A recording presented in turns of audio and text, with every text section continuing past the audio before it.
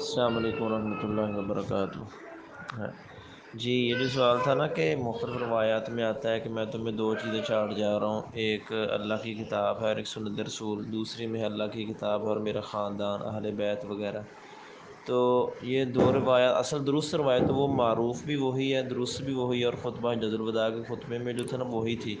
کہ میں اپنی اللہ کی کتاب اور اپنی سنت کو چھوڑ رہا ہوں۔ اور بہت ساری روایات میں صرف اللہ کی کتاب کا تذکرہ آ رہا ہے، کہیں پر سنت بھی ہے، سنت ترمذی اور ایک دو میں اللہ کی کتاب کے ساتھ اہل بیت کا بھی تذکرہ ہے۔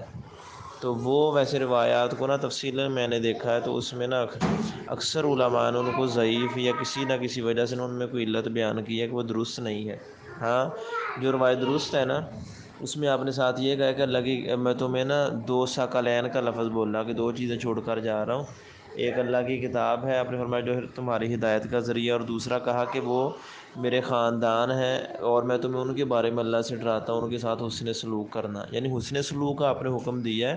ان کو قرآن کی طرح واجب الاطاعت نہیں کہا کہ جس طرح قرآن کی پیروی کرنی ان کی پیروی بھی واجب ہے۔ تو یہ بات بھی درست ہے، اگر اہل بیت کو مستقل یہ بتا دیا جائے کہ ان کی پیروی بھی اسی طرح واجب ہے جس طرح اللہ کی کتاب کی، تو پھر تو گویا وہ پورے اہل بیت وہ خود ایک نبی کا مقام حاصل کر لیں گے، جو کہ خلاف عقل بھی اور خلاف سنت بھی بات ہے۔ اور اکثر علماء نے، امام ابن تیمیہ رحمہ اللہ نے منہاج السنت النبویہ وغیرہ میں اسی بات کو ترجیح دی ہے کہ اصل تو کتاب اللہ اور سنت رسول ہی ہیں، اور یہی درست روایات ہے جو کتاب اللہ اور آپ کے اہل خاندان کے بارے میں، اہل بیت کے بارے میں کہا کہ ان کی اطاعت بھی اسی طرح واجب ہے، کہتے ہیں وہ روایت درست نہیں ہے۔ ہاں، یہ آپ نے ضرور وصیت کی تھی غدیر خم کے مقام پر، جو کہ مکہ اور مدینہ کے درمیان ہے، جب آپ خطبہ حجۃ الوداع سے واپس آ رہے تھے کہ تمہیں میں اللہ کی کتاب کے بارے میں کہتا ہوں کہ اس کی پیروی کرو جو ہدایت کا ذریعہ ہے، اور دوسرا اہل بیت کے بارے میں اللہ سے ڈراتا ہوں کہ ان کے ساتھ اچھا سلوک کرنا۔ تو اس کا ایک پس منظر تھا جس وجہ سے آپ سے یہ کہنا پڑا کہ آپ نے حضرت علی رضی اللہ تعالیٰ عنہ کو یمن میں بھیجا تھا، ان کے ساتھ کچھ لوگ بھی بھیجے تھے، حضرت علی رضی اللہ تعالیٰ عنہ کی عمر اس وقت کچھ کم تھی تو امیر بھی ان کو بنایا تھا، تو کچھ لوگ نے ان سے اس وجہ سے ناراض تھے کہ حضرت علی رضی اللہ عنہ کو امیر بنا دیا کہ وہ ہم میں سے کم عمر بھی ہیں، اور دوسرا اس وجہ سے کہ وہ ہم سے مشورہ نہیں کرتے۔